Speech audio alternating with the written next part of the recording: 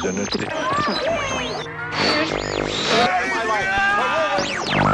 his name is just so bright and so sharp. What's his name again? Mr. The names have been changed to protect the innocent. Yo! Marty, is that you? Hey, Doc! Here's Johnny. Bond. James Bond. Young lady, what is your name? Mrs. Lee Wallace. And how about your fella here? They call me Mr. Tibbs. That's right. Mr. Henderson. Sharp little guy. I'm Brock Landers.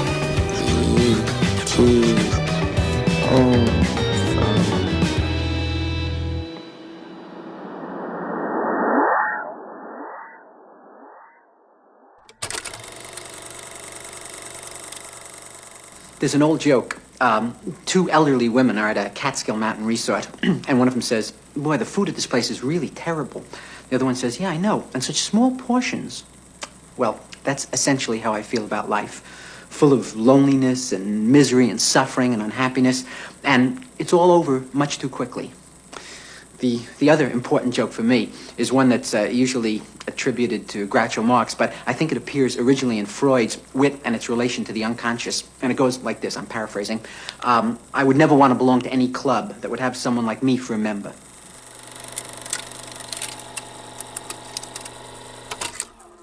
Olá! Esse é o Cinefilia e Companhia. Meu nome é Hugo Harris e eu tô aqui com os meus colegas de sempre, a Juliana Varela.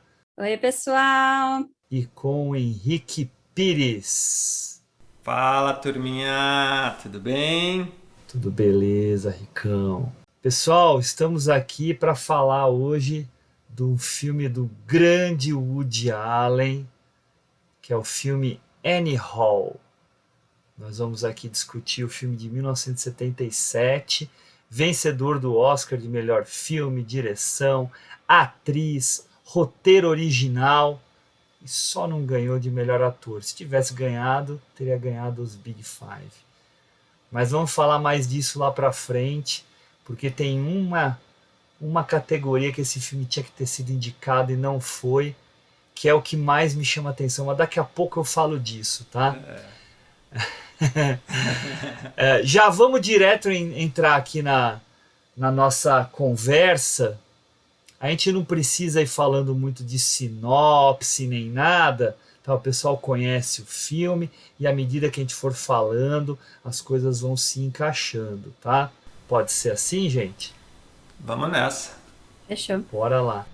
Então eu queria primeiro, né, como a gente sempre faz quando a gente trata de um cineasta que é bem difundido, né, escutar primeiro o que vocês gostam, não gostam, conhecem, não conhecem do Woody Allen, para que a gente possa aí dar esse pontapé inicial.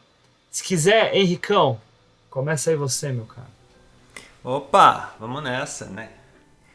Cara, o Woody Allen não tem nem o que falar, né? É um diretor incrível, com uma habilidade e com um estilo único, né? Naquilo que ele faz, naquilo que ele se propõe a fazer.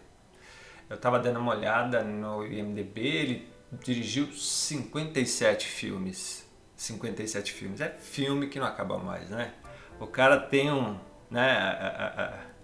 dom de fazer filme, dois a cada ano, praticamente. No mínimo um por ano. Mas falando da minha relação com o Woody Allen, é óbvio que eu não assisti todos os filmes dele, assisti grande parte. É um diretor judeu que tem uma veia cômica que vem, né, da comédia. Como acho que no episódio do Frankenstein, do jovem Frankenstein, que a gente estava falando no Mel Brooks, e que eu comentei, né, que eles eram jovens, eles eram roteiristas na TV, né, e ali eles deram um salto depois para essa carreira cinematográfica, né. O Woody Allen é um cara diferente pela perspectiva que ele põe nos filmes, e isso torna ele único, ou um estilo único, né? É um cara que domina muito a questão do diálogo, isso ele deixa fluir nos seus filmes de maneira magistral. E a gente sabe que você fazer diálogos é algo muito difícil, porque você conceber uma cena, conceber uma narrativa, não é que é fácil, mas é algo que você consegue fazer uma projeção daquela história que você vai contar. Agora, fazer diálogos tão bem amarrados, né, que expressem bem aquilo que é, ele é único, né? A gente sabe disso. É óbvio, nem todos os filmes dele são bons, tem filmes que tem pessoas que vão não gostar, enfim. Eu tenho amigos que não suportam ele, mas é minoria, né? A maioria tem uma admiração por ele. E falando nisso, eu acho que Annie Hall é um ponto de virada ali um pouco, né? Naquilo que ele vinha fazendo até então. Então, eu acho que ele tinha uma veia mais de comédia, uma coisa mais física. Ele sempre flertou com essa questão da sexualidade, né, das inseguranças, mas a Annie Hall é para mim uma mudança ali, né? Ali ele evolui para uma questão mais dramática, mas sem perder essa veia que ele tem na comédia, né? E para mim isso é um elemento muito forte que ajudou para mim no futuro o que viria a ser as comédias românticas, né? No seu sentido, né? Cômico, gostoso, mas com uma história de amor. Enfim, poderia falar de outros filmes que gosto, mas a gente sabe, né? Falar de Woody Allen, adoro Match Point, né? Acho que é um filme totalmente diferente do que ele faz, mas é um filme maravilhoso. Enfim, falei bastante, vou deixar aí agora para vocês falarem um pouco. Beleza, Ricão. Juliana, e você? Eu adoro o Woody Allen, assim, eu gosto muito. Eu não vi tantos filmes antigos dele, assim, dessa época do Annie Hall, vi uma coisa ou outra. Comecei a assistir o Woody Allen um pouco mais tarde, né? Tinha lá meus 20 anos, 20 e poucos anos, então já comecei com uma fase um pouco mais recente. Depois fui caçando um ou outro mais antigo ali. Mas teve uma época que, assim, todo filme que ele lançava eu ia assistir e fazia questão, assim, porque mesmo sendo um filme mediano do Woody Allen, eu acho que ele é sempre superior ao resto que está disponível, assim, ao resto dos filmes, né? Mesmo o filme mais esquecível dele vale a pena, é interessante de assistir, né? Então eu gosto bastante. Annie Hall é meu favorito de longe, assim. Não sei se foi o primeiro filme que eu assisti dele, eu acho que não foi, mas é o que mais marcou, assim, e é curioso, porque é um filme que, assim, não é que tem uma história, né, são vários momentos, ele é quase um stand-up, sei lá, barra terapia, barra outras coisas, crônica, não sei, mas é um filme que eu gosto demais, assim, eu tinha medo de rever, porque a gente foi fazer esse episódio, eu vou rever, eu falei, e se eu não gostar? Né? Eu gosto tanto dele e tal, gosto tanto do Woody Allen, mas às vezes o filme envelheceu mal, não sei e tal, e não, mas para mim continua assim, me divirto, eu assisto assim com um sorrisão no rosto, tentando pegar as referências, é muito bom. Isso é muito bom. E é o que você falou, assim, o Woody Allen é um texto muito bom. Né, o que me pega nele é isso, assim, ele não precisa de grandes, né, questões tecnológicas, grandes efeitos, grandes orçamentos, não precisa nem de, né, é importante ter um elenco bom, mas às vezes ele coloca um monte de gente famosa que nem precisava, né, porque o texto dele é incrível, assim, então eu gosto muito de texto, de escrito mesmo, então ver um filme que é 100% focado em diálogo, assim, para mim é uma diversão. Assim, eu sei que é difícil para muita gente, é cansativo, você tem que prestar muito mais atenção, né? Porque eles falam rápido, falam muito, então às vezes você realmente... Eu entendo quem não goste, né? De achar cansativo, né? Não é para qualquer dia também, às vezes você tá querendo uma coisa mais tranquila, mas eu gosto bastante, assim, eu me divirto com o Woody Allen. E fico triste de ter acontecido as coisas que aconteceram de 2017 para cá, assim, dele ter sido cancelado num nível que ele não consegue mais lançar filme, né? Acho que desde a Roda Gigante, o próprio Roda Gigante ficou engavetado um tempão, né? Nem cheguei a assistir. E depois foi lançou no streaming, foi uma coisa assim meio escondida e desde então acho que ele não lançou mais nada, não sei se... Tem 2 filmes aqui, né? Tem 2. Não, tem o Dia de Chuva em Nova York e o Festival do Amor. O Festival do Amor já né? voltou normal, né? O Dia de Chuva em Já Nova tá York no ele cinema. foi um que ficou Passou no escondido também, demorou para lançar. Sim, Ju, sim. Foi sim. isso. Ele teve um período que ele ficou bem eclipsado. Assim. Sim, que os filmes, né, demoraram para lançar, ficaram guardados ali. E ele tava nessa toada de 1 filme, 2 filmes por ano e deu uma paradona. Sim. E é uma pena, porque ele não né? precisa de muito. Ele não precisa de muito, né? Para os filmes. Então, ele precisa do quê? De um local, de atores roteiro. E a gente se deliciar com o que ele propõe. Ele precisa de um bom produtor. Ele precisa disso, né? Para arranjar a cidade e as locações para ele, porque ele não é muito de internas, né? Ele é um cara muito da cidade, né? Sim, ele né? explora muito a cidade. Não, ou Nova York, ou Paris, ou Barcelona, Roma, onde for, ele sempre tá pegando muitas externas, né? Sim, isso é legal também nos filmes dele, né? Ele te faz viajar um pouco, assim. Sim. Beleza, Ju? Beleza, pra mim, pra começar é isso. Pra começar é isso. Então, eu tô com o Woody Allen tão fresquinho na minha cabeça, porque até me permitam aqui falar algo que é da parte de trabalho e tal, né? Eu estive recentemente numa banca de qualificação sobre o Woody Allen. E aí foi uma coincidência grande, né? Fui chamado, até por uma pessoa que a Ju conhece muito bem. O trabalho dessa aluna me fez pensar bastante sobre o Woody Allen de uma forma que eu não estava fazendo, né? Porque, enfim, a gente faz outras coisas da vida, né? Mas tive que dar essa mergulhada. E foi muito interessante porque dentro do trabalho ela trouxe de um outro autor lá uma classificação sobre os filmes do Woody Allen que eu odiei. E eu reclamei muito na banca disso. Só que aí... e ela concordou, o orientador concordou e tudo, né? Mas aí, eu, para tentar ajudar, né? Eu, da minha cabeça, meio que no chutômetro, trouxe as minhas classificações dos filmes do Woody Allen, porque eu sempre gostei muito dele. Eu já vi quase tudo, assim. Eu tava vendo aqui o IMDb dele, acho que eu não vi 2 filmes dele. Louco. De todos eles. Dos longas, né? Dos longas. Os curtas, né? Mas os longas, todos, assim, vi tudo. Vi tudo. Gosto muito, assim. Só que tem vários filmes dele que eu não gosto, tá? Principalmente os recentes, assim. Sim, são mais... Eu gostei de 2008 pra cá, eu acho que 2009... Mas o Festival do Amor é muito bom, viu, gente? Não é obra-prima, mas é muito legal. Ele já tá em algum streaming? Acho que ainda não. Acho que ainda não. Né? Acho que ainda tá em uma ou outra sala de cinema. Tá?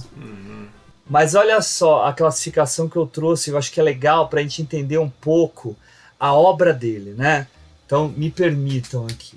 Primeiro, né, ele tem os filmes existenciais dele, né? Que é uma característica grande dele, né, de trabalhar filmes que fazem uma grande reflexão sobre o ser, né? Que é a pegada que ele tem de se aproximar muito do Bergman, né? Que é um diretor que ele gosta muito, que até a gente vê que ele vai assistir lá com a Anne o filme Face a Face do Bergman. E tá o cartaz atrás. Tá o cartaz e tudo, né? Ele adora o Bergman. E aí, nisso, eu coloquei o filme Interiores, a outra, o Setembro, o próprio Manhattan. Né? Mas o Manhattan, aí que tá, daí já serve como ponte de uma outra classificação, porque ele tem um pezinho nessa outra, que são os filmes de relacionamentos, onde entra o Annie Hall, onde entra Maridos e Esposas, onde entra Simplesmente Alice, onde entra um monte de filmes, né? O próprio Blue Jasmine e tal, por aí vai. Sim. Né? Blue Jasmine não é mais existencial, sei lá. Eu acho que ele pega as duas coisas. Ele pega as duas, né? meio que nem Pega o as Annie duas- Hall, né? Tá ali no meio do caminho. Meio que nem Annie Hall. Mas ele sempre tem, cara. Eu acho que ele sempre, tá sempre tem, nessa- cara. Ele traz. Mas aí Às vezes tem. vem mais pra Não, cá, às vezes ele pra vai lá. ter todas essas coisas, mas a gente tem que ver o que tá enaltecido com predomina. maior, qual predomina, certo? Sim, aí, sim. O outro que talvez seja o que eu mais goste são os filmes de gênero que ele faz. Que é muito bom também. Que daí ele flerta, muito bom. flerta com gêneros clássicos. Então ele faz filme de suspense, faz filme de comédia rasgada, ele faz filme de mistério, né? Ele faz filme policial, ele brinca com... Ele tem até um filme que é um filme noir mesmo, né? Que é Sim, totalmente. o Neblinas e Sombras, né? Eu adoro esse filme. Acho muito Eu legal. adoro também. E é cheio dos clichêzões Sim. mesmo, né? Do noir. Mas é que tá, mas não é o problema, ele sabe usar, né? Ele sabe fazer usar. a gente se envolver com a história. O problema não é o clichê. E ele o até... clichê realmente tem uma função ali, né? Sim, Desculpa, sim. Hugo. Não, ele brinca. Não, vamos falando. E ele tem até o Zelig, né? Que é um filmaço. Sim! Que é um Nossa, documentário. Que é um documentário falso, né? Mas é isso que eu tô falando, é falso. muito bom. Ju, você conhece esse filme? Eu não assisti. Nossa, é muito legal. Que assim, é um homem que tem problemas de autoestima, então entre as questões existenciais. Mas ele é contado como se fosse um documentário, e é um homem que consegue se transformar nas pessoas com quem ele quer conviver. Então ele tá perto de rabinos, cresce, né, as trancinhas, a barba, tudo. Ele tá do lado de pessoas obesas, ele engorda. Pessoas negras, ele ganha cor. Entendeu? Tudo isso para poder se aproximar e se misturar com aquelas pessoas. E daí ele começa a ser... É ele mesmo. E ele começa a ser estudado por uma psicóloga, né? Que, se eu não me engano, é a Mia Farrow, né? Ou é a Diane Keaton? Não, acho que é a Mia Farrow. Então, mas isso tudo como documentário, sabe? E o último são os filmes dele que são homenagens à vida artística. Em que ele trabalha... Meia-Noite em Paris, essas coisas. Meia-Noite em Paris, o Memórias, que eu acho um filmaço. Rosa Púrpura do Cairo, se pá. Isso, os filmes metalinguísticos mesmo, né? Tem o próprio... Eu acho que até a Era do Rádio pode se enquadrar aí. A Era do Rádio, sim, total. Quer ver? O Broadway Danny Rose.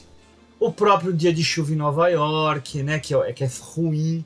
É ruim. E aí, um dos meus favoritos, o Tiros na Broadway, que eu acho... Eu ia falar isso. Eu acho fantástico esse filme. Esse filme tá entre os que eu mais gosto dele. Assim, pra mim tá no nível Annie Hall, assim. Nível Annie Hall, né? Eu não sou um grande fã do Meia-Noite em Paris. Match Point eu também não. Eu sou da opinião polêmica de não amar o Meia-Noite em Paris. Sabe o que eu mais gosto no Meia-Noite em Paris? O que eu mais gosto do Meia-Noite em Paris é o pôster do filme. Isso é ruim. Mas, cara, por exemplo, ninguém falou, mas ninguém gosta muito, né? Ninguém gosta muito, mas eu gosto de Desconstruindo Harry, cara. Eu gosto também, eu gosto. Não é o melhor dele, óbvio, mas eu gosto. Não, a ideia do Billy Crystal de demônio levando o Harry lá pra baixo, né? Não é eu acho, justamente, é muito bom, cara. Ele tem várias sacadas, né, cara? O Robbie Williams que fica desfocado, que todo mundo fica... Então, isso que eu ia falar. Depois ele fica, então você fala assim, meu... Mas aí que eu queria falar uma coisa... Então, eu quero falar uma coisa, desculpa, Hugo, te cortando, se você me permite. Não, eu tô falando um monte aqui, pode... Cara, é muito legal, né? Todo mundo olha pra ele e fala, não, mas ele é um cara que só faz diálogos e fica lá falando 2 horas. Não é só faz diálogo. Não, ele é um cara muito criativo. Sim. Não, e ele é muito criativo. Nossa. Por que eu digo? Annie Hall é um exemplo de uma criatividade, tanto na montagem quanto na criação da mise-en-scène ou da cena. Se a gente pegar e assim, detalhe, ele não precisa fazer pirotecnias para criar algo metafórico para dizer algo para gente, visualmente falando. Não, coisas simples, como, por exemplo, na cena quando eles vão ali Ela transar, sai do corpo. a alma dela sai, e aí ele fica imaginando a alma dela, porque não é ela na realidade. Não, e o filme inteiro, né? O tempo inteiro ele tá experimentando. Várias. Calma, não vamos, Não, tá vamos bom. entrar muito no N Hall Tá bom. ainda. Desculpa, perdão, eu falei. Usa exemplo de outro filme, Ricão. Quer exemplo melhor do que a Rosa Púrpura do Cairo, que a Juliana me ensinou? O cara que sai da tela de cinema e começa a conviver e com uma fazer isso de um personagem jeito que natural, ama assim, cinema né? Que e tal. funciona no filme. Você fala, gente, quem vai conseguir fazer isso sem ficar ridículo? Não. Super. E que ficam os personagens do filme ficam lá parados na tela, esperando o cara voltar. E ficam lá conversando, sabe? Fala assim, não, então, mas quando é que ele vai voltar? É isso que é bom, assim, e só entrando um tiquinho na Annie Hall, parece que ele pensa na cena inteira, assim, em todas as camadas, não é simplesmente em quem tá falando naquele momento, em quem tá em primeiro plano, não, tudo o que tá acontecendo ali é importante, tudo que tá acontecendo ali tem uma história, tem alguma coisa acontecendo, e não para tudo de acontecer para ter a cena principal, né? A vida continua para os figurantes, né? Uma loucura. Sim. Vou falar uma coisa, vai parecer uma heresia, tá? Mas eu vou fazer uma comparação. Eu acho que a articulação de roteiro do Woody Allen lembra muito, claro que com características um pouco diferentes, a articulação de roteiro do Billy Wilder. Ah, sim! Tá? Que nas comédias faz essa amarração de roteiro muito forte. Claro que estamos falando do Billy Wilder, que é um cara que faz isso com muita frequência, quase nunca errando, e o Woody Allen faz isso numa boa parte dos filmes dele, mas erra muito também, tá? Eu acho que tem aí uma diferença, né? Mas quando você pega o melhor do Woody Allen, é no nível Billy Wilder, na minha opinião. Com certeza, tá? Com certeza. Mas o que eu acho interessante, né, nele é justamente essa forma como ele expõe, né, as ideias.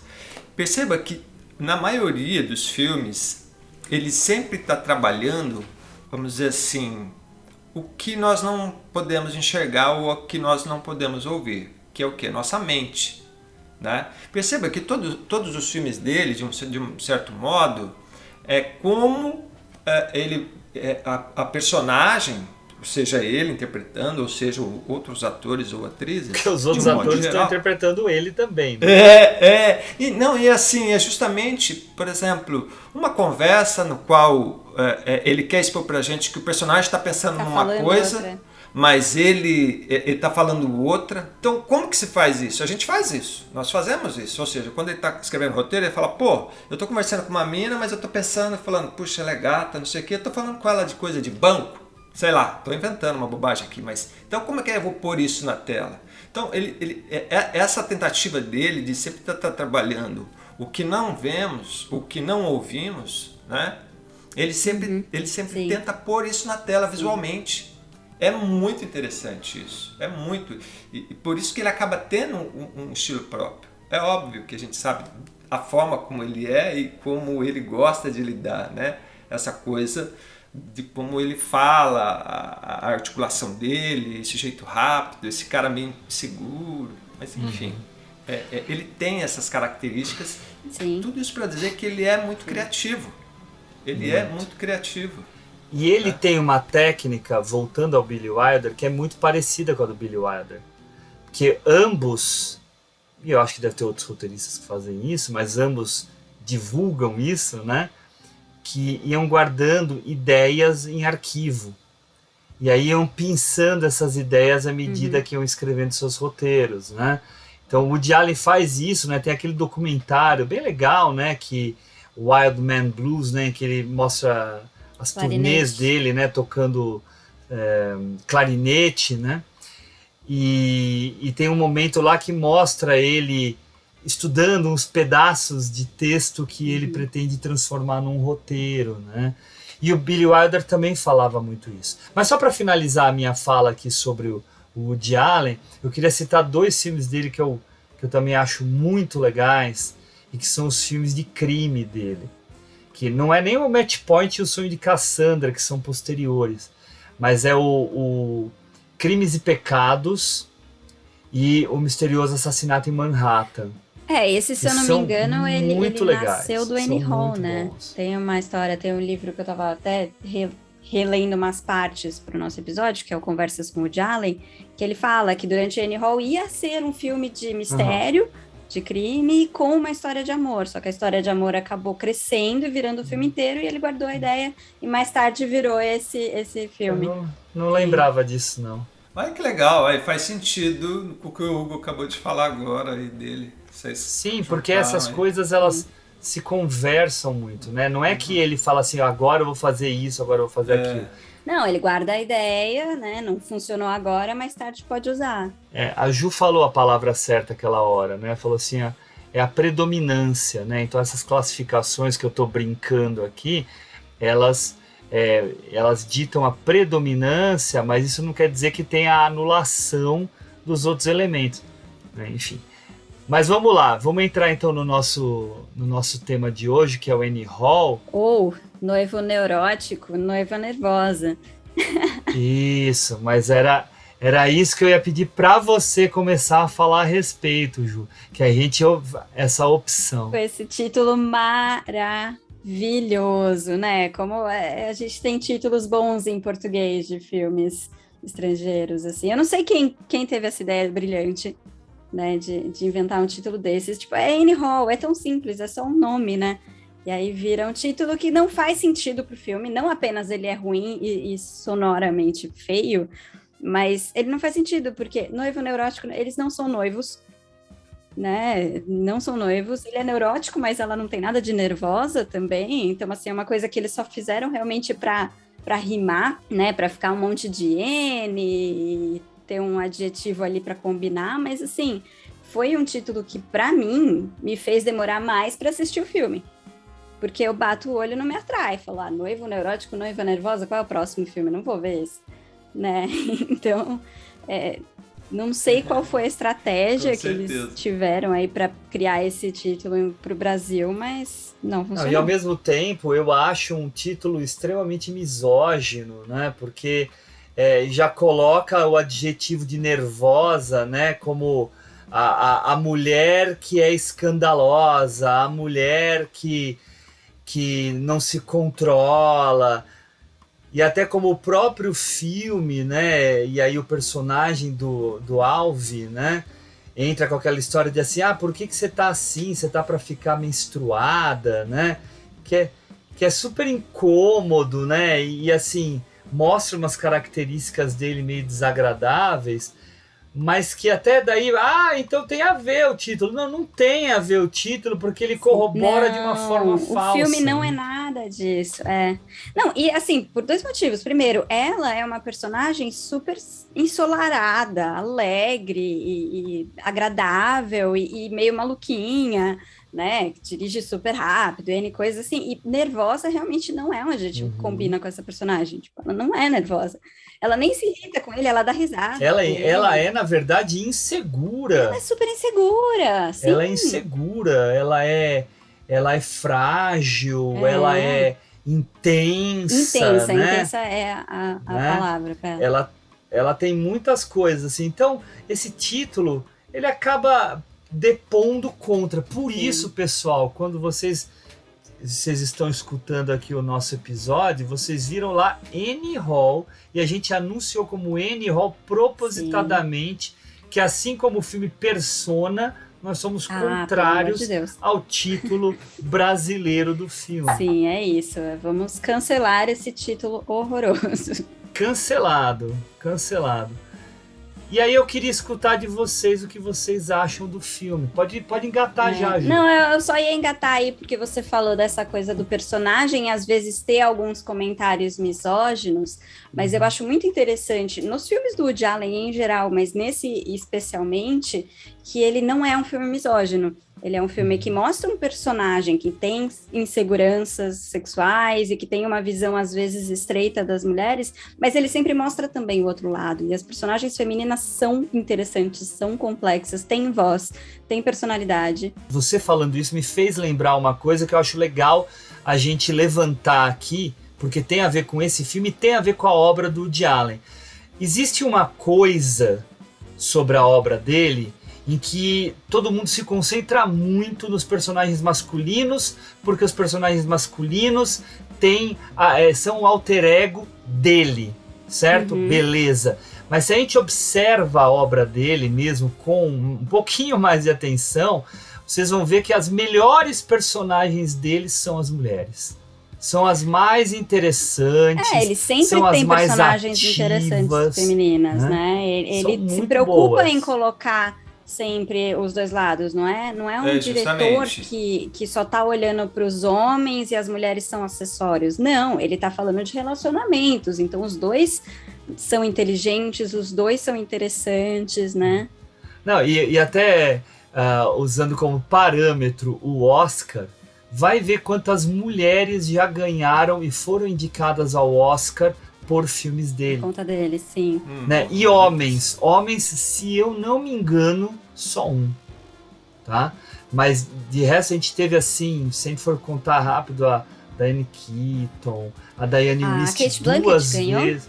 A Cate Blanchett ganhou, né? Então a gente tem aí um volume de artistas que foram indicados, né? Mulheres, com ele como diretor. Tirando tanto de ator e atriz que ele lançou, né? Que ele lançou, ou que ele resgatou. Nesse filme mesmo tem, assim, a rodo. Você vai olhando e fala, olha fulano tá aí, olha quem tá ali, não sei o quê, né? Todo mundo no começo de carreira. Mas agora, eu acho Henrique, que ele dá... eu acho que ele dá espaço, ele não é...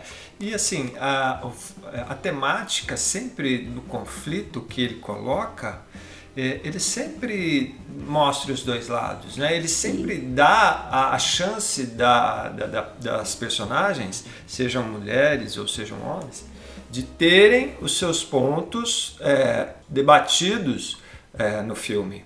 Né? Então, isso distancia um pouco dessa ideia de dizer que, né, ele de repente vê as mulheres como uma forma machista ou misógina. Enfim. Não, justamente, ele está interessado no debate, né?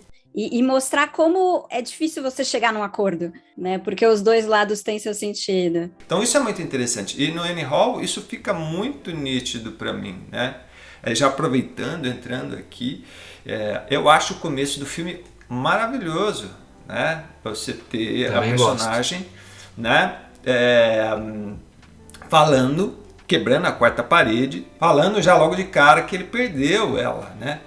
E aí ele começa a dizer, e é legal, é interessante como ele brinca com ele mesmo, a relação, né? Para dizer que o quanto a vida é difícil. Se você não tiver a arte, se você não tiver a comédia, no subtexto, né? Você vai se perder, né?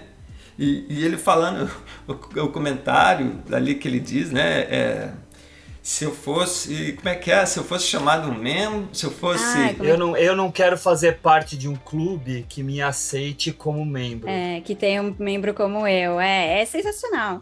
Não, é muito bom isso. Porque ele já ri dele mesmo, né? Ele coloca o ridículo e fala, eu sou o protagonista, mas eu sou todo complicado. Mas é interessante a analogia que ele faz com o relacionamento amoroso, né? Que é exatamente a ponte que ele está querendo criar, de falar assim, eu também acabo destruindo meus próprios relacionamentos, porque a partir do momento que aquela mulher passa a gostar bastante de mim, é a hora que eu começo a fazer merda. Sim. Né? É por isso que eu falo que esse filme me parece uma grande terapia, porque já começa com ele refletindo sobre, por que isso acabou, esse relacionamento, o que eu fiz de errado, e aí volta lá na infância, né, no colégio, e tal, e vai refletindo, porque eu sou judeu, porque não sei o quê. Então, é toda hora ele refletindo sobre ele mesmo, e os comportamentos dele, as ideias dele e tal, e nisso vai desenrolando na história. E aí, só terminando dessa parte do começo, que ele fala muito legal, que ele vai contar a história das duas velhinhas, que é a piada lá, antiga, que ele conta, né? E aí a piada que no final ela diz, tipo, como a vida é miserável, porque vai lá comer e não tinha comida, ou era pouca comida, a piadinha. E aí ele fala como a vida é miserável, ou seja, aí você vê um Schopenhauer nele, que é justamente isso, a vida não é legal, a vida é difícil, né? A vida tem seus problemas, mesmo você tendo momentos bons, né? Então, e aí ele já põe a gente na ideia do filme, né? Você fala, poxa, ele já startou a gente de como ele vai mostrar as dificuldades dessa questão do relacionamento, né? Através da personagem dele, e isso fica muito legal. E Ju, você falou uma coisa, que é justamente essa entrada no começo, quando ele já vai mostrando o passado dele de uma forma rápida e simples e muito criativa.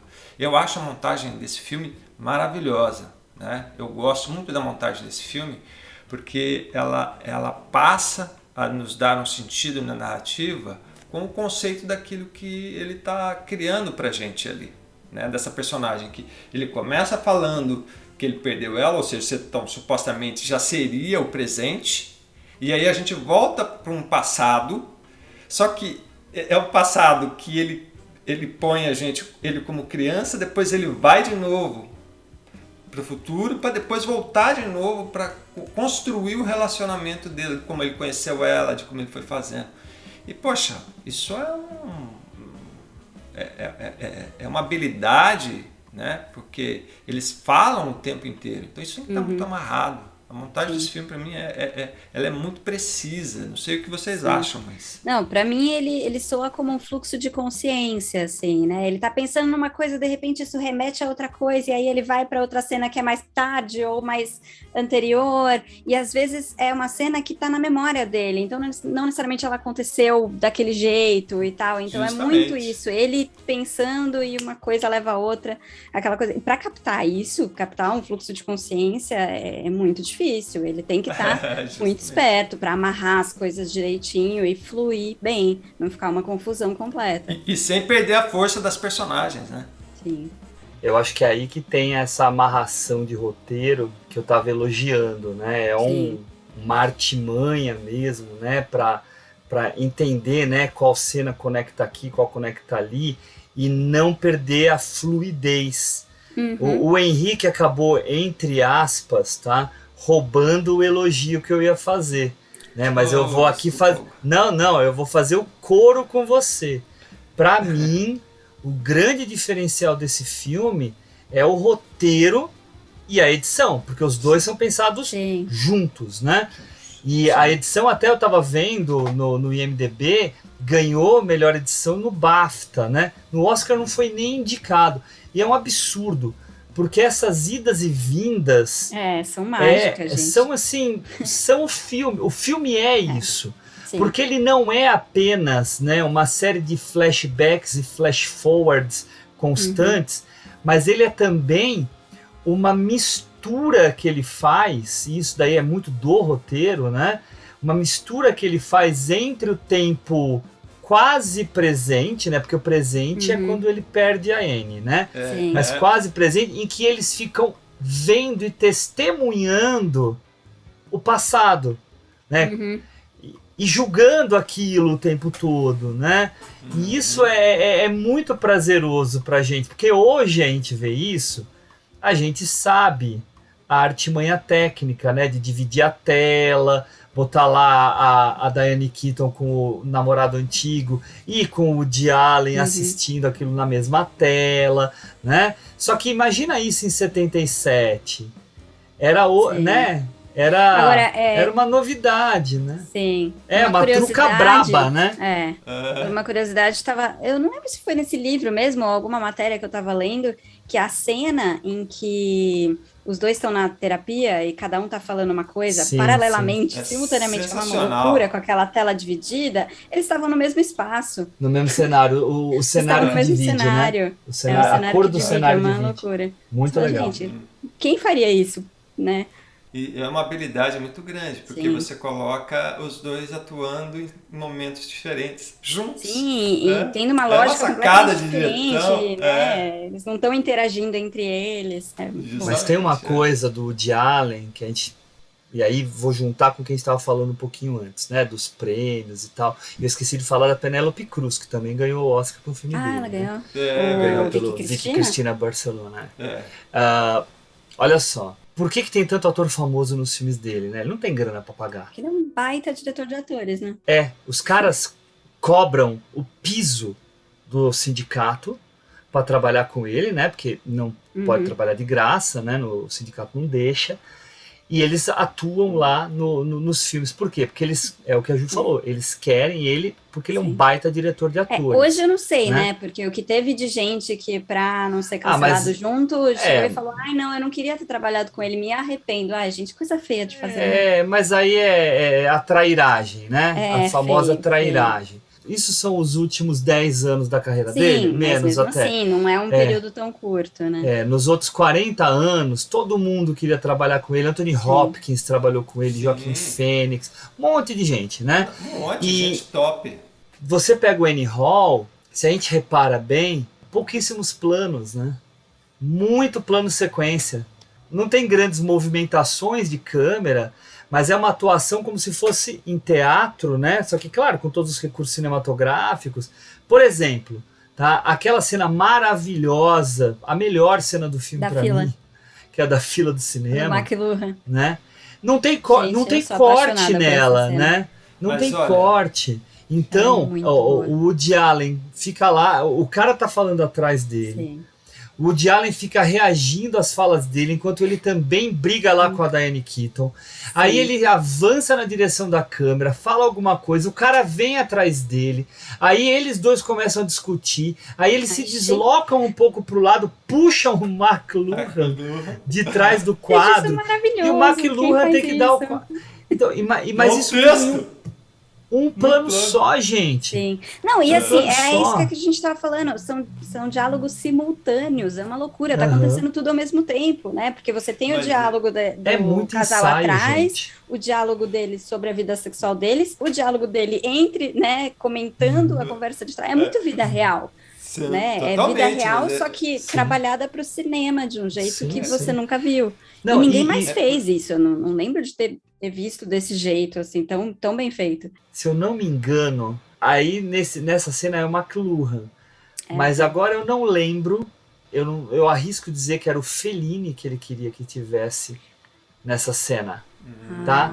E ele não, o cara tá falando do Fellini. Depois o cara fala do McLuhan. Ele não aceitou participar. Mas alguma coisa assim, entendeu? Tem mas alguma coisa do tipo. Tinha outra pessoa que ele queria. Não lembro se era o Fellini, mas sim. Mas o McLuhan... Gente, eu tava na faculdade de jornalismo quando eu vi esse filme. Eu acho que era o Fellini, sabe por quê? Eles estão falando do Porque na fila o cara começa a falar do filme do Fellini. Sim. Mas é mais depois, lógico, mas não sei se era mesmo. Tá, entendi. Mas enfim, daí é só procurarem. Pessoal, mas essa cena é muito piada interna, né? Porque você vai, quem vai saber quem é o McLuhan se você não estudou comunicação, mas assim... Com certeza. E pegar o cara de verdade, o cara que, tipo, quando você tá estudando, ele é uma entidade abstrata. Como assim existe um McLuhan de verdade? E ele tá ali para comentar Genial, o professor super bonzão ali. What I wouldn't give for a large sock with horse manure in it. What do you do when you get stuck on a movie line with a guy like this behind you? Wait a minute, why can't I give my opinion? It's a free country. He can give you. You have to give it so loud. I mean, aren't you ashamed to pontificate like that? And the funny part of it is, Marshall McLuhan, you don't know anything about Marshall McLuhan's work. Really? I happen to teach a class at Columbia called TV, Media, and Culture. So I think that my insights into Mr. McLuhan, well, have a great deal of validity. Oh, do you? Yeah. Well, that's funny because I happen to have Mr. McLuhan right here. So yeah, just let me come over here a second. Oh, Tell him. I heard what you were saying. You know nothing of my work. You mean my whole fallacy is wrong. How you ever got to teach a course in anything is totally amazing. Boy, if life were only like this. Essa cena ela é fantástica por diversas perspectivas, né? Não só pelo resultado final, mas pelo que ele está colocando ali pra gente, né? Quem de nós nunca esteve numa fila conversando e escutando outra pessoa e aquilo incomodando você né? Enfim. Ah, é só ir na mostra de cinema, meu querido. Então, exato, é isso que eu ia falar. O quão atual é essa cena? O filme é de 77, mas você vai hoje numa cabine de imprensa ou numa fila da mostra, chove palestrinha. Né? É o típico palestrinha, né? Do tipo, não, porque fulano, o outro filme dele era melhor e não sei o quê. Ai, mas não, ele quis fazer isso, ele quis fazer aquilo. Cara, de acordo com a teoria de não sei o que, não sei o que lá. Ai, gente, você tá fazendo um artigo científico ali na fila, sabe? Não dá. É o famoso terceiro ato, né? A galera, ai, não, porque no terceiro ato, gente, para, na fila do cinema. Enfim, é muito atual. E continuando nessa ideia, como ele nos coloca essa questão do relacionamento dentro de uma fila, né, de cinema, com alguém atrás dele se exibindo para a mocinha que estava ali acompanhando, como se fosse um intelectual, alguém conhecido. Então perceba que, olha que interessante, né? Ele coloca duas situações de relacionamento, que ali o cara estava tentando se mostrar grandão para a menina, conquistando a menina, tentando conquistar a menina através de falácias, né? Que assim ele deixa exposto, e ele tendo uma briga de fim de relacionamento, ou seja, que já por desconfiança que já acaba entrando sobre uma questão sexual dele com ela, que aí ele fala, você vai falar mais alto, e ela, enfim, e ele cria toda essa mise-en-scène, mas ele deixa sobrepor a negação. Por que ele deixa sobrepor a negação? Porque ele chega pro cara do tipo, mano, para de falar bosta, vem aqui que eu vou mostrar pra você. E aí ele vai lá e põe o cara, ou seja, essa visão negativa que ele insere ali naquela cena para falar dessa questão de relacionamento. Então, olha a complexidade que ele cria para nós, né, em tudo isso. Né? Ele busca esses elementos reais que são atuais, como nós falamos. Que acontece com todo mundo, né? E ao mesmo tempo interage, né, com outra situação dentro do filme. E é uma cena que diz alguma coisa sobre esse relacionamento, Sim. porque, assim, ao mesmo tempo que ele tá discutindo com o cara atrás dele, que tá incomodando, isso tudo mostra, toda essa ceninha de puxar o McDonald's e tal, mostra que ele não está prestando atenção na namorada dele, né? Porque o que ela diz para ele é, olha, poxa, não fui na minha terapia hoje, e ela tá se sentindo mal por isso, e tudo que ele consegue pensar é, poxa, isso vai afetar a nossa vida sexual, eu tô ferrado, e ao mesmo tempo pensar no quão incomodado ele tá com o cara atrás dele. Então, assim, em nenhum momento ele tá, de fato, prestando atenção no problema dela. Então, isso demonstra qual é a questão do relacionamento deles que eles não estão conseguindo resolver ali. Mostra a personalidade dele, né? O foco dele. Sim, total. E era isso que eu ia falar, assim, essa cena tinha tudo para ser uma cena sem função, só uma piada. Só que ao colocar a questão da vida sexual deles, ele amarra com uma cena anterior em que ele já mencionou isso, e com a cena posterior, que é ele tentando iniciar as preliminares com ela e ela dando um safanão nele assim, sai pra lá, não quero, né? Então isso amarra o filme. Mas é isso que eu acho interessante. Isso. A cena em si, ela é muito complexa, porque ela é, vamos dizer assim, o desenvolvimento do que viria a ser o resultado final, que é ela tipo, sai pra lá que eu não vou transar com você. E é isso que eu digo, ele coloca toda essa situação, que poderia ser em qualquer outro lugar, poderia ser num bar, poderia ser dentro de uma situação onde as pessoas estão, e traz a piada, porque ele não deixa de trazer a comédia, né? Ele está falando de uma coisa séria, né? Dessas duas personagens que estão ali em conflito, mas ele traz esse alívio, ele traz algo que aquele sorrisinho de canto que você fala, pô, genial. E detalhe, essa quebra na quarta parede, que fica constante no filme, é muito legal, porque faz o filme ter essa relação que ele cria com o espectador numa perspectiva de divã, né? De um grande terapia, do cara que está contando a história dele, de como ele era e o que ele fez de errado. Sim, e é ousado porque, assim, hoje, claro, a gente tá acostumado a ver quebra de quarta parede, Deadpool faz, todo mundo faz. Agora, é ousado ainda hoje porque não é só ele que conversa com o público, todo mundo conversa com todo mundo, né? Então, eles estão conversando entre eles, daí um vai fala com o outro, aí fala com o flashback e tal, né? Então, não só os personagens conversam na cena que tá acontecendo, mas com o resto, assim, sei lá, é difícil explicar, mas tem isso de todo mundo conversar com todo mundo. Você conversa com o figurante, que vai conversar com a sua memória, que vai conversar com o espectador, então tá tudo e você amarrado, entende, né? E é uma entende. grande confusão, é uma grande bagunça, e é o que você falou, o fluxo da consciência. Eu acho que você foi certeira nisso. E é justamente que cai naquilo que eu estava falando lá atrás, do tipo, ele quer fazer a gente entender a mente dele, das personagens dele ou ele, né? Como o Hugo falou, esse é o alter ego dele, mas é muito difícil, isso não é fácil. Ainda mais tendo diálogo, né? E é muito legal, né, disso que vocês estão falando, a gente vê ele tendo discutido com ela e depois saindo pela rua perguntando as coisas para as pessoas, para os passantes, né? Ah, é isso! É justamente isso, todo mundo falando com todo mundo.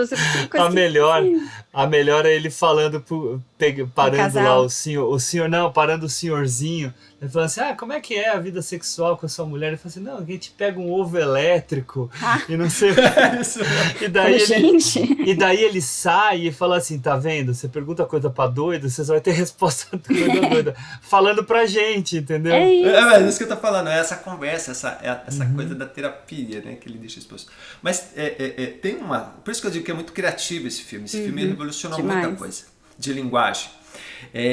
A cena que ele tá no rooftop com ela, na casa dela, que eles sobem ali no telhado. Que começa o letreiro. Eles estão se conhecendo, que eles estão se conhecendo, e aí ela, minha mãe ia adorar você, porque você é o típico judeu e não sei o quê. E aí, olha que interessante, ele tá pensando, a gente tá vendo ele falar, mas ele queria que a gente estivesse no pensamento dele. Ele começa a pôr uma legenda, mas algo simples, né? Algo tipo... Sim.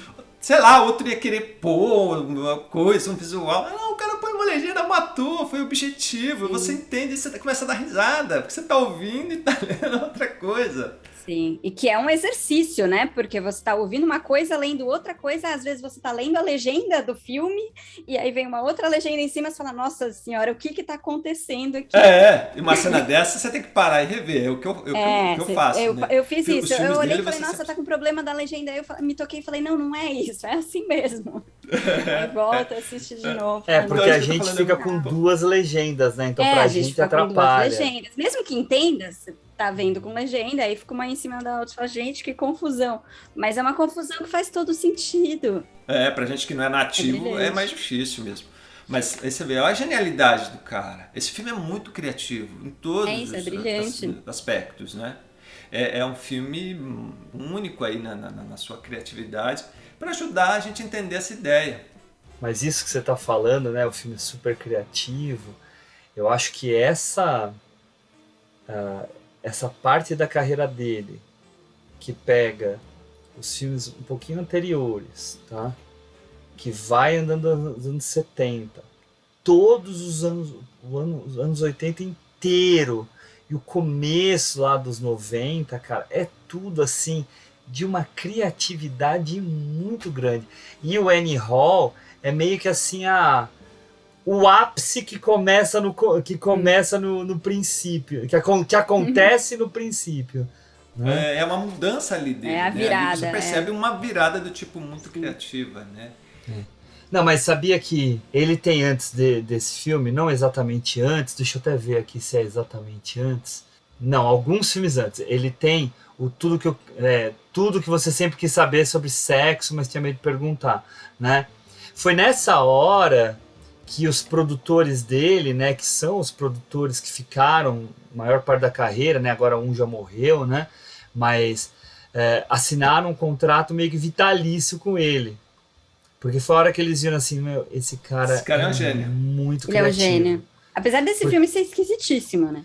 Mas é maravilhoso por causa disso. Ele é aquela coisa bem física, o humor. Isso que eu ia falar, uma coisa mais física. E ele até fala nesse livro do Conversas com o Woody Allen, não é tão legal esse livro, viu? Mas ele tem algumas curiosidades. Mas que ele fez essa virada do Annie Hall meio conscientemente, porque com esses filmes anteriores, que era esse humor mais físico, ele queria passar um conceito grande, e às vezes, né, visualmente as pessoas não conseguiam entender qual era a graça de ter um seio gigante, ou qual era o conceito por trás. Então ele ficou meio frustrado, porque, né, fazer essa comédia com alto conceito, mas de um jeito tão visual... Mas olha só... Não é todo mundo que vai pegar. E a criatividade dele, 99% são simples. Isso é o que mais encanta. É um conceito complexo passado com uma imagem mais simples, acho que essa é a ideia. Quando a gente fala do tudo que você sempre quis saber sobre sexo, que são vários sketches, né? Que tem como tema, né, o sexo, a castração, o que for, né? E daí a Ju falou, né, daquele seio gigante que fica perseguindo o cara e tal, né? Que tem uma ligação com filmes de horror, né? Do monstro. Daí isso rebate em mim o que depois ele faz no filme que o Henrique mencionou, no Desconstruindo Harry, que também é uma série de sketches, só que agora amarrada de outra forma, a partir da figura do Harry, né? De acontecimentos da vida dele. Então existe aí uma transformação nele, em que ele sempre vai trabalhar essa mesma criatividade que a gente está apontando do Annie Hall, mas aí focada numa temática, né? Então Sim. É por isso que a carreira dele é tão fascinante nesse sentido. É que a gente que agora está vivendo a carreira dele e vendo esse fim de carreira, né? Porque a carreira dele logo logo acaba, né? A vida dele vai acabar também, né? Ele já está com mais de 80 anos. 87 esse ano. É bastante. Então, mas daqui a pouco, né, quando a carreira dele cessar e a obra estiver pronta, né, a gente vai começar a olhar para trás para a obra dele e vai começar a fazer ainda mais conexões, né? Sem estar cansado de todo ano tem um filme do Woody Allen, né? Depois a gente vai sentir falta. Mas... eu já tô sentindo. Preciso ver esse último aí. Não, o Festival do Amor vale a pena, repito, tá? Vale a pena. Vale a pena. Mas voltando pro Annie Hall, né? O Annie Hall, com essa cena aí, por exemplo, né, que o Henrique falou da legenda, né, no terraço da casa dela, né? Ou a cena em que eles vão transar e ela sai do corpo e fica observando eles e fazendo comentários. Isso é aquela coisa de todo mundo conversar com todo mundo, né? Você tá isso, com um espírito que saiu do corpo. É isso. Não, e olha que interessante, essa cena é muito doida, porque ela sai do corpo e é ele imaginando ela saindo do corpo conversando com ele. Olha que doideira. Poderia sair ela, os dois conversarem e ela, tipo, não. É ele que já tá imaginando o que ela tá imaginando pela personagem que ele põe ali. Então você fala, o cara é um gêniozinho, né, mano? E é uma coisa simples, né? Não, e depois tem a cena em que ele fala que ele ficou atraído quando foi ver Branca de Neve, ficou atraído pela madrasta. E aí ele bota isso em formato de animação. É muito bom, mano. É muito bom. A voz da madrasta aparentemente é da própria Diane Keaton, né? Pelo que eu escutei, eu acho que é a voz dela. Eu acho que é assim, acho que é assim. Acho que ela tá fazendo o papel da madrasta, assim, essa é a ideia.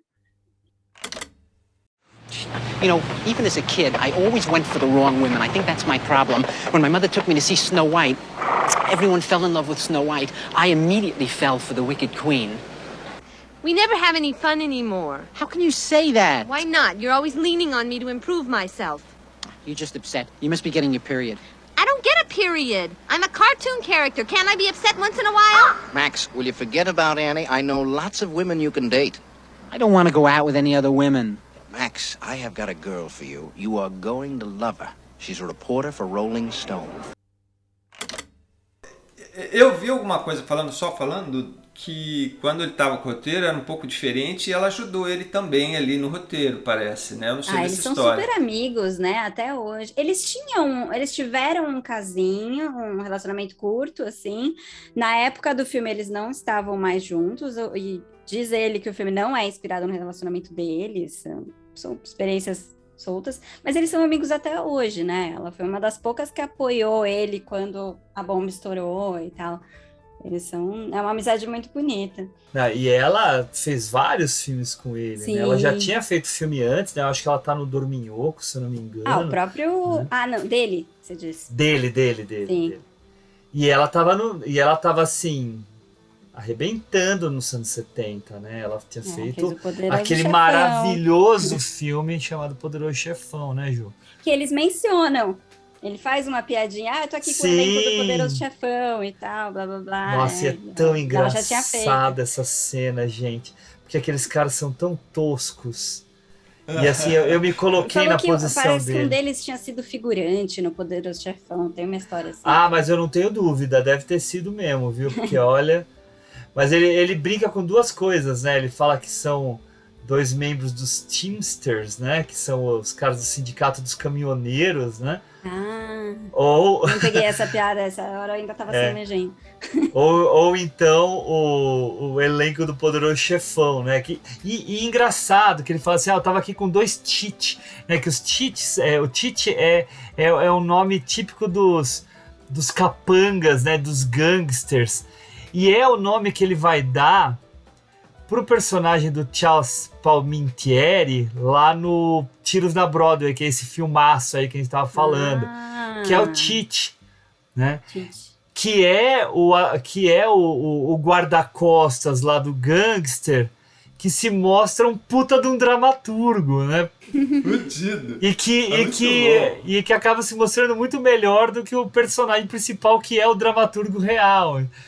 É muito bom esse filme também. Já quero ver. Mas olha como amarra tudo, né? Sim. Agora, a gente falando de participações e atores, figurantes, gente, a quantidade de ator que aparece nesse filme, eu fui anotando, assim, eu falava, gente, não é possível. Tem Jeff Goldblum, tem o Christopher Walken, que é o irmão, sensacional. A Sigourney Weaver diz que tá no filme, primeiro filme da carreira dela, mas ela mal aparece. É a distância, não dá pra ver que é ela. Eu não lembro de ter visto ela. Então, o crédito tem o nome dela, mas ela tá numa cena, eu fui pesquisar, eu falei, não lembro dela no filme, não é possível. Mas ela tá numa cena que eles estão, que tá de longe, na frente de um cinema, tipo, ele já tá separado da Anne, e aí ele tá com uma namorada e encontra mais, acho que a própria Anne, encontra um casal, assim. E aí a Sigourney é a namorada dele, só que não dá pra ver, porque tá longe.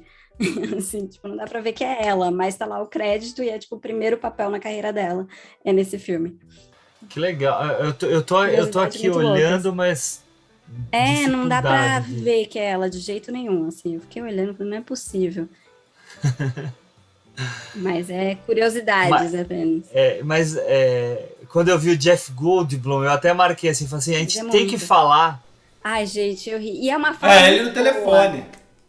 Que ele tá falando, eu esqueci meu mantra. Que é muito bom, e é uma festa toda hippie. Okay. Já que recentemente a gente fez o episódio da mosca, né? A gente tem que falar, né? Porque sim. Parece que o Danny Elfman tá nessa festa também. Quem? Parece. O Danny Elfman, que é o... Parece que ele tá nessa festa também. O Capote, né? O Truman Capote faz o cara que se parece muito com o Truman Capote. É o próprio. Ai, que mais? Tem a Shelley Duvall, claro. A Shelley Duvall. E acho que é isso. Mas olha só, né? A gente tava falando do fluxo do filme. E aqui, agora que eu fui dar uma olhada onde tava Sigourney Weaver, né? É muito legal quando eles começam a trabalhar aqueles flashbacks que a gente tava falando. E eles vêm a partir do diálogo dele com a Anne, em que ele vai retornando para os casamentos dele, né? Então vai pra cena lá da menina, que eu já esqueci o nome. Ellison. A assistente de palco, né? Daí depois a outra lá que é a acadêmica gananciosa, ambiciosa lá, né? Sim. E sempre ele fazendo besteira, né? Sempre ele sendo... Ele focado no umbigo dele, inseguro. E agressivo sexualmente, né? Assim, ele... Sempre, o tempo inteiro, mas é uma forma dele querer sempre, né, mostrar que ele era viril. É a insegurança, né? Justamente. O personagem completamente inseguro. Justamente. E ele faz essa brincadeira no começo do filme. Ele fala, quando eu vou ficar velho, eu vou ficar um velho viril. Não vou ficar um velho assim, não sei o que, lá. É interessante, porque ele justamente ele fica brincando com isso, né? Henrique, não é lá. É ladida. Ladida. E até eu aproveito esse gancho, eu acho que a gente devia fazer um parênteses aqui para falar da Diane Keaton. Maravilhosa Diane Keaton, que lançou moda, lançou tendência, porque o figurino é dela mesma, né? É dela mesma, exatamente. Ela, sendo ela e usando as roupas dela, que figurinista nenhuma queria deixar. E o Woody Allen virou e falou, não, deixa que ela tá maravilhosa. Ela tá muito maravilhosa, é uma personagem assim... uma motorista maluca, ao mesmo tempo que é super bem-humorada, é desatenta, é cantora, é sensível, ela é tudo de bom, assim. Eu acho ela uma personagem ela muito vai até completa. fazer os cursos que ele manda ela fazer. Isso! E se interessa, aí quando ela se interessa, ele fica enciumado. Você não queria que eu ficasse... Fica seguindo ela. Eles falam, é um mulherão, né? Não, ela é mulherão da porra. Não, e assim, a personagem dela é algo que realmente impacta no filme. É a coisa mais interessante do filme. Assim. Mas eu gosto muito do personagem dele também, todo eu acho que ela e tal, mas ela rouba a cena. Assim, mas é por isso que o filme tem o nome dela, né? Justamente, e aí aqui os caras estragam. Porque ele quis mesmo que ela fosse dessa força toda, né? E, gente, e a cena da lagosta? Maravilhosa. A cena é maravilhosa. Natural, né? São os dois gargalhando de verdade. De verdade, e sendo bobos. É muito bom. Oh my God, she's right. Why did I turn off Alison Porchnick? She was beautiful, she was willing, she was real intelligent. Is it the old Groucho Marx joke that I just don't want to belong to any club that would have someone like me for a member? Allie, now don't panic, please.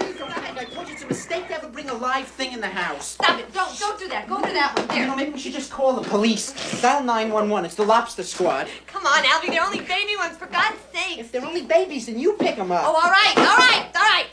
Here you go. Don't give it to me. Don't. Look, one crawl behind the refrigerator. It'll turn up in our bed at night. Will you get out of here with that thing? Jesus. Get it. Talk to him. You speak shellfish. Hey, look, put it in the pot. I can't put it in the pot. I can't put a live thing in hot water. What do you think we're going to do? Take it to the movies? Here you go. Oh, good, Alvy. Oh, thank you. Okay, it's in. It's definitely in the pot.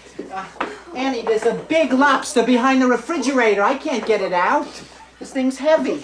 Maybe if I put a little dish of butter sauce here with a nutcracker, it'll run out the other side. You know, I'm gonna get my camera. Hold on. You know, I think if I could pry the oar up. We should have gotten steaks, because they don't have legs. They don't run around. Great. See, all right. Here, pick this lobster up. Hold it, please. What do you mean? It'll make great. You're going to take pictures now? Alvy, it'll be wonderful. Right, here. Lovely. Oh, God, that's Don't disgusting. Be one more, Alvy, please. One more, please. Oh, good. Não, e olha que interessante, né? E como ele brinca com isso, depois, quando ele tenta arrumar outra namorada, ele tenta reproduzir a cena. Ai, gente, isso é tão melancólico. Então isso que eu tô falando, né? Porque é uma cena tão maravilhosa e gostosa, né? A risada dela é tudo, a gente se envolve de uma maneira, a gente se apaixona pelos dois ali. E aí quando ele reproduz essa cena, né? Que ele tenta reproduzir como personagem, e aí aquela moça seca, e aí a moça fala realista, como que é. Né? Fala, pra 16 anos atrás você não consegue né, lidar com uma lagostinha. Então aí você fala, perde, né? Então você fala, ao mesmo tempo de forma cômica, ele cria algo tão interessante e apaixonante e ao mesmo tempo melancólico numa cena assim, porque você se envolve com as personagens, né? Sim, isso já é outra daquelas coisas que assim, parece uma cena sem função, mas poxa, olha o que ele diz sobre a vida, né? Ele estabelece o relacionamento deles. Ele estabelece o relacionamento dele, não é intimidade, o quão entrosados eles são, a química dos dois, você sente ali a química dos dois, porque ela é real, né? E ao mesmo tempo ele tá falando, olha, aproveita esses momentos, né, de vida real, do seu relacionamento, por mais problemas que vocês tenham, porque isso não se recria depois, isso você não vai repetir, né? Eles são únicos. Que é único. Sim. E tem uma coisa que eu não chequei depois, assim, não fui reassistir para ver se é verdade, mas fala que ela tira umas fotos, né, enquanto eles estão nessa cena da lagosta, e as fotos aparecem na geladeira numa cena seguinte, quando ele vai matar a aranha. Só. E aí tá na geladeira da casa dela. Eu falei, que fofo. Eu não reparei também, eu li depois, mas achei bonitinho. Não, e essa cena da aranha é muito engraçada, porque ele dá um esculacho nela, né? Não, porque você me chamou aqui pra matar uma aranha. Aí ele chega, não, mas você tem um problema de verdade, são 2 aranhas. Não, e são enormes, são do tamanho de um carro. Não, ele fala, uma é enorme, você tem uma vassoura? Não, e quebra o banheiro inteiro. E aí depois, eles se abraçam ali e ela chora, eu tô com saudade, é demais, né? Ele dá uma mentidinha, né, pra ela, né? Porque ela pergunta se ele tava né? Aquela coisa de leve. Não tô com ninguém. Mas é interessante, já que você aproveitando esse gancho que vocês comentaram, é muito interessante que no Annie Hall ele deixa estabelecido aquilo que eu comentei de Schopenhauer, né? Do quanto a vida é difícil, o quanto a vida nos traz sofrimentos, né? Mas como ele leva essa história de uma forma cômica, né? Esse drama, porque é um drama, né? O fim de um relacionamento, né? É história e fim de um relacionamento.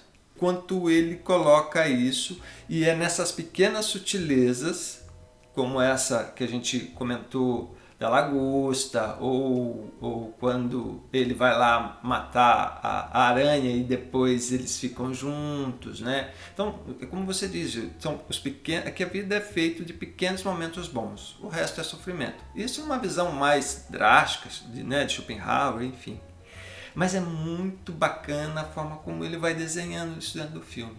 E tem um momento que ele fala ali, que eu até deixei aqui o escrito, que eu achei muito interessante, né? Pegando esse gancho, que ele fala para a menina, lá, que viria a ser a esposa dele, né? A assistente de palco. Acho que é para ela, se eu não estou confuso, que ele fala assim... ele fala assim, eu sinto que a vida é dividida entre o horrível e o miserável. Essas são as 2 categorias. Os horríveis são como, não sei, casos terminais, você sabe, pessoas cegas, aleijadas, não sei como elas enfrentam a vida. É impressionante para mim. E os miseráveis são todos os demais. Assim, você deve agradecer por ser miserável, pois ser miserável é muita sorte. Cara, olha essa fala, mano, e remete isso para tudo na sua vida. Né? O impacto que isso. Só que a gente vê ele daquele jeito cômico e seguro, falando isso, né? Você fala, isso é de uma dramaticidade muito grande, né? Só que a forma que ele constrói essa mise-en-scène, você fala, mano, o cara realmente... É porque ele puxa muito essas reflexões como um peso sobre ele.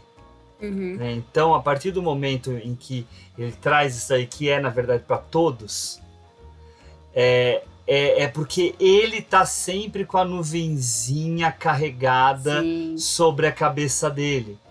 Porque ele é um personagem muito autocentrado, em primeiro lugar, muito, esqueci a palavra, mas que sempre vai acontecer uma coisa ruim para ele. Pessimista?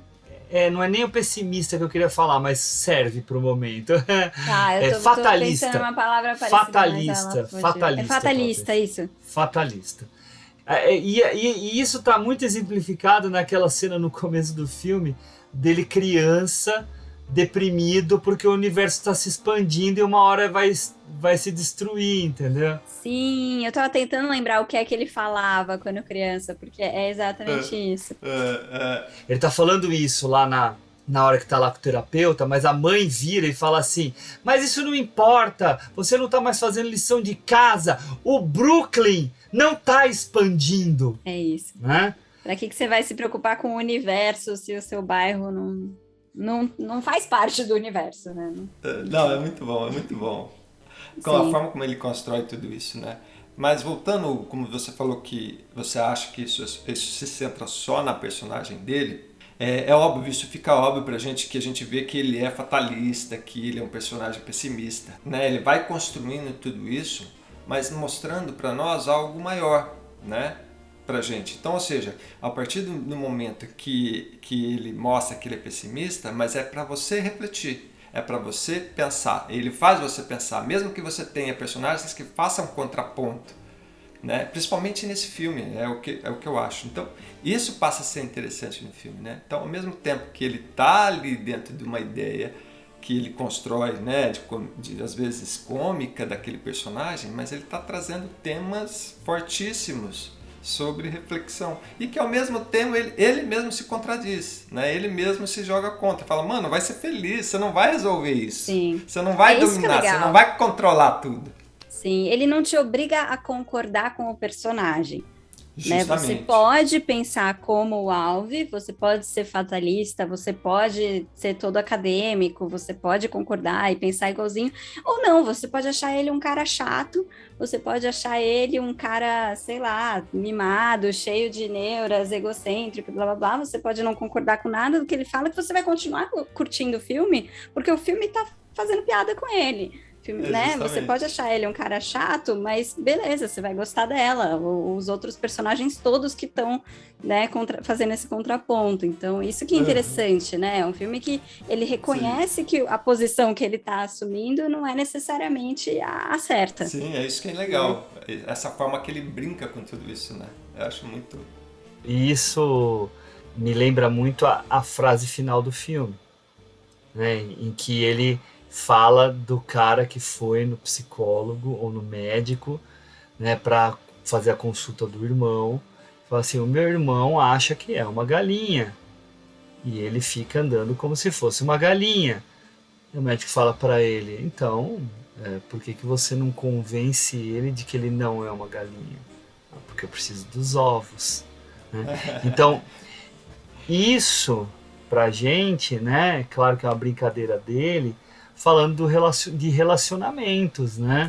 Sim, total. Né? O relacionamento tem coisas super fora da casinha, fora do comum, que te enlouquecem, que te fragilizam, que fazem você questionar sobre os destinos do mundo, te fazem fazer milhões de reflexões, mas você precisa dele. Você precisa desses momentinhos bons.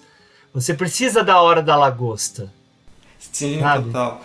Uhum. Não, com certeza. E isso demonstra pelo fato deles começar o filme dizendo que acabou o relacionamento, né?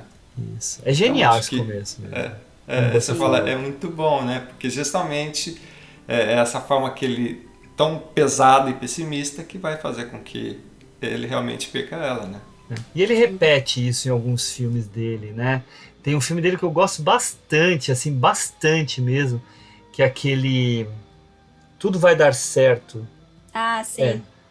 Que é com tô tentando lembrar. Com Larry David. Isso. Com Larry David, né? Que é o produtor do Seinfeld.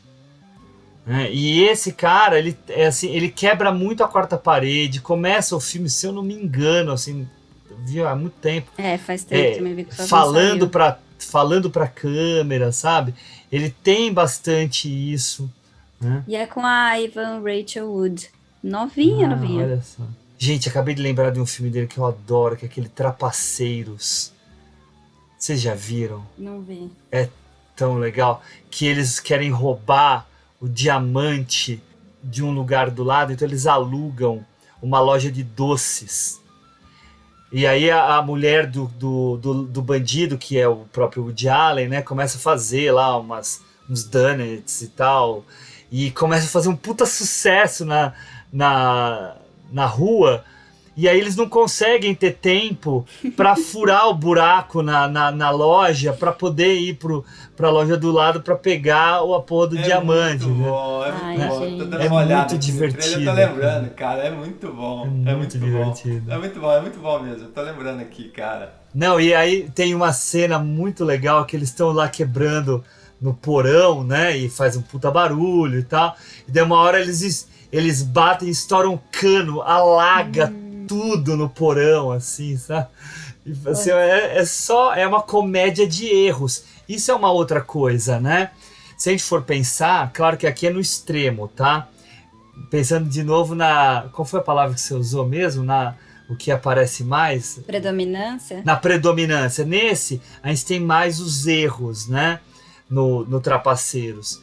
Mas, se a gente for pensar aqui no Annie Hall, o Annie Hall também é uma comédia de erros, só que daí dos erros de relacionamento, né?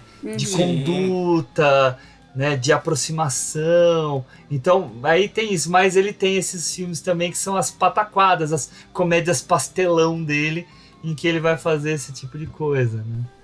Que eu acho que ele muda, né? Ele vai passando por períodos que ele vai mudando, né? Isso, né? Daquilo que também ele vai com tanto trabalhando. filme ao longo de tantos anos, né? Ele não deve aguentar fazer a mesma coisa sempre. É bom mudar, né? Não, e ele mantém uma identidade muito forte, Sim, né? Sim, é fácil reconhecer. Até a ponto, eu acho que a gente falou disso, né? No nosso episódio sobre os melhores do ano. Daí a gente vê um filme como Shiva Baby e a gente identificar traços woodinaliescos, né, dentro do filme. Sim. Né? Teve um filme esses anos passados aí também que eu olhei e falei, nossa, é Woody Allen, mas não era aí.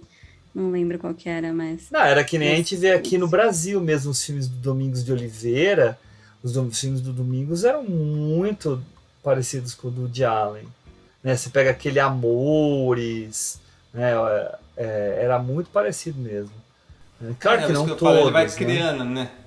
Ele criou um estilo que muita gente quer buscar, né? Isso que eu digo, ele é único nisso que ele faz. Porque ele tem esse dom. Gente, ele era roteirista, né? No Festival do Amor, ele tem uma cena em que o personagem principal conhece uma menina super linda e tal, né? E aí ele simplesmente oferece para levar ela para casa. Ele acha ela linda, tá interessado, mas ele não vai fazer nada, porque ele é todo cuidadoso e tal. E quando eles chegam em casa, o marido dela tá traindo ela com uma modelo, assim, porque o cara é pintor e tal, e o cara é todo assim, amor livre, né?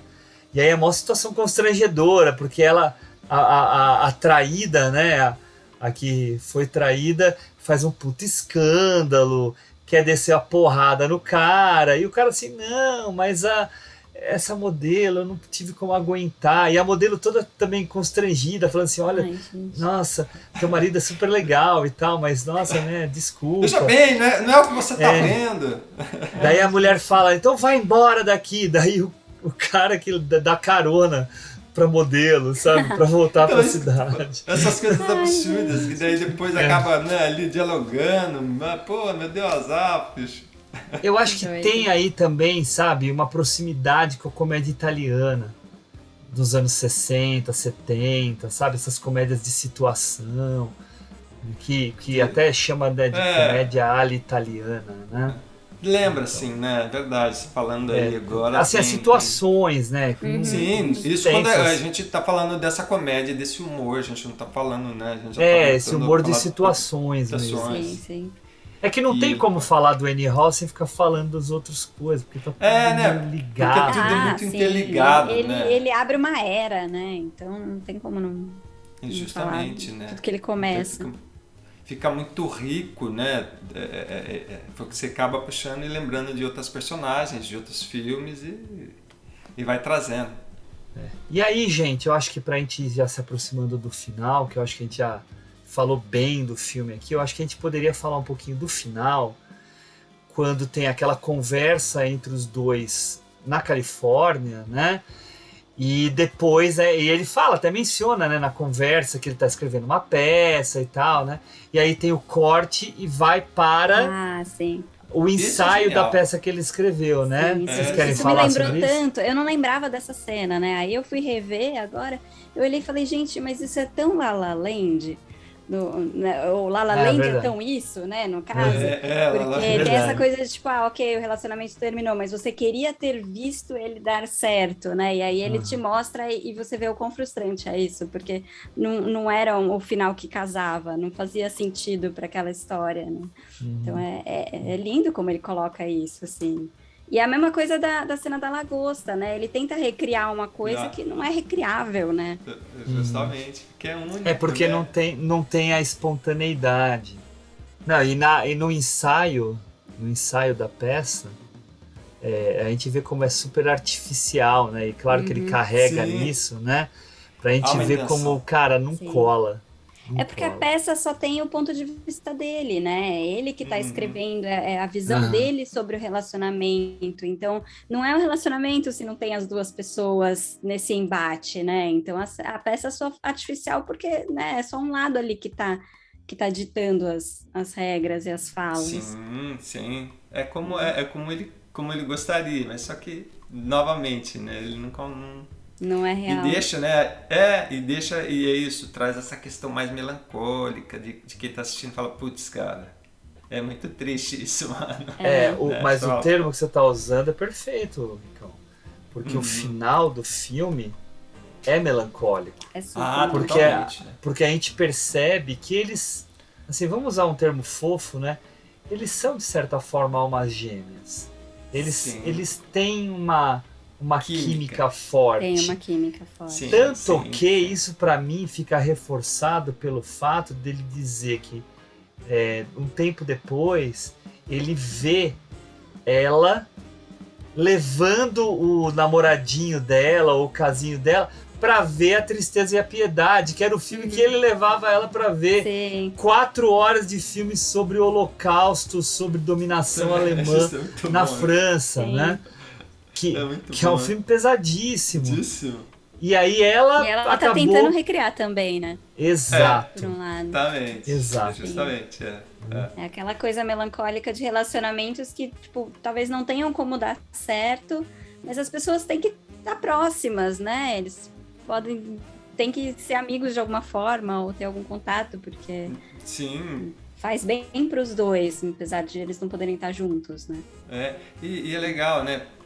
Voltando àquela cena que ele vai lá matar e ela é tão bacana, ela começa a chorar e olhar para ele, do nada ela para e começa a chorar e fala para ele, né? Eu sinto tanto a sua falta, mas ali a gente já sabe que já tá, né, desgastado, já tá indo pro fim do filme, vamos dizer assim. E é isso, né? Tinha tudo para dar certo, mas não deu. Sim, não deu por causa das neuras, por causa, né? Sim, com certeza. N coisas. E é curioso porque uma coisa que a gente não mencionou sobre aquele começo que o Henrique elogiou é que ele faz as duas piadas, né? E antes de falar que ele terminou com a Annie, ele entra na questão da crise dos 40 anos.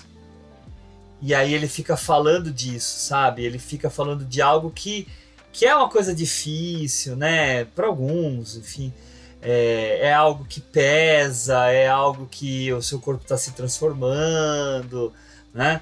E então essa carga, de certa forma melancólica, vai ser resgatada nesse final de uma outra forma, né? Mas que se a gente olha o todo, se amarra, né? Sim, com certeza. Por isso que eu digo que nesse filme em específico ele é Schopenhauer mesmo, né? Ou seja, a melancolia, a tristeza vai vir, independente dos erros e dos acertos que as personagens têm, mas acaba deixando essa tristeza ser algo que poderia dar certo e não deu. Sim.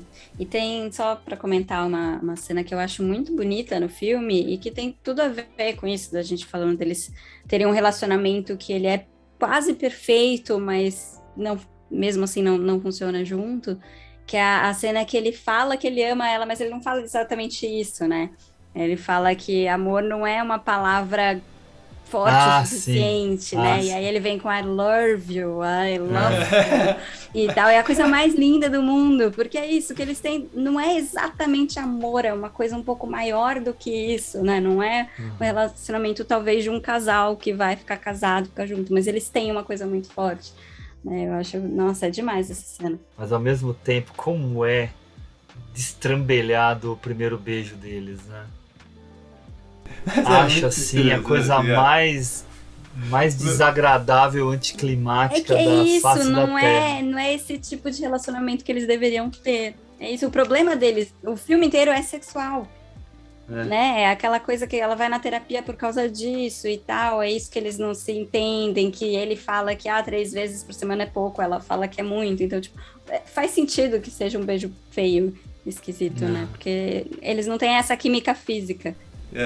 Mas é interessante a forma que ele fala, bom, olha, a gente vai fazer isso, vai fazer aquilo, vai acontecer aquele outro, então vamos beijar agora, que daí já resolve tudo e não tem problema. Então, assim, sim, isso é essa muito bom. objetividade dele, que o personagem dele tem o tempo todo, tá pela intelectualidade, a racionalidade dele. E a insegurança. No caso, porque a gente nunca vai dominar tudo. Você nunca vai conseguir controlar tudo. Ele tenta controlar o que dá, mas... não vai coisa conseguir. Que não adianta. Essa personagem dele fica tentando controlar todas as situações, que nem, por exemplo, não, você precisa estudar. Não, você tá me chamando de burra. Não, olha, vai estudar. Aí ela começa a estudar, tá legal. Não, peraí, você já vai sair com o cara vai pegar você. Mas esses cursos aí não valem nada. Né? Então, ou seja, é muito bom a forma como ele vai pondo tudo isso, né? Isso aí, minha gente. Vamos aqui nos despedir de mais um episódio do Cinefilia e Companhia. Agradecer aqui os meus colegas, a Juliana Varela. Obrigado. Eu que agradeço. Filme gostoso de rever, filme bom de discutir. Valeu a pena, foi bem gostoso. É incrível, né, Ju? A gente viu já várias vezes o filme e dá risada ainda do mesmo jeito. Nossa, né? Eu ria alto. Assim, eu vendo com o Gabriel, meu marido, do lado, assim, e ele olhando e falando, tipo, não tô achando tanta graça, assim, e eu olhava, dava um sorriso, assim, eu falava, gente, isso é genial, isso é fantástico. Ele, tipo, não sei se é pra mim, tipo, paciência. Mas é uma delícia de filme, né? Muito bom mesmo. De ver e de rever, e pegando coisinhas que você não pegou na primeira vez, ou na segunda vez, esse tipo de filme. Henrique Pires, obrigado. Eu que agradeço, como sempre, escutando e aprendendo com vocês. Falar de Annie Hall é muito bom, né? E revê-lo foi melhor ainda, né? A gente, como a Ju falou, reviver algo que a gente sabe que dificilmente a gente vai deixar de gostar desse filme, porque ele sempre é atual, ele sempre vai ser atual, pela perspectiva que você quiser dar, né? E foi demais, muito bom. É isso aí. Valeu! Obrigado e tchau pra todos. Bora! The winner is Annie Hall, Charles H. Jaffe.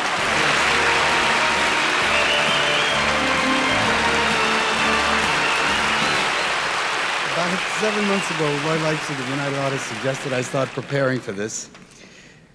And this afternoon I told Woody that if it happened, I would try to be a little dignified. And he said I'd probably win an acting award if I could do it. Well, the truth is, I'm not very prepared, and I don't feel very dignified. But I want to say just a couple of things about how a filmmaker like Woody evolves. About 7 years ago, David Picker brought us into United Artists with the simple words, Woody, do your thing. And through the years, we have gotten nothing but support, encouragement, help, and love from Eric Pleskow, Arthur Krim, Gabe Sumner, and Danny Risner. They've allowed Woody to mature into a fine filmmaker. This is truly an exciting night for all of us. I guess we all fantasize about something like this happening, and now it's a reality. I'm very pleased, and thank you.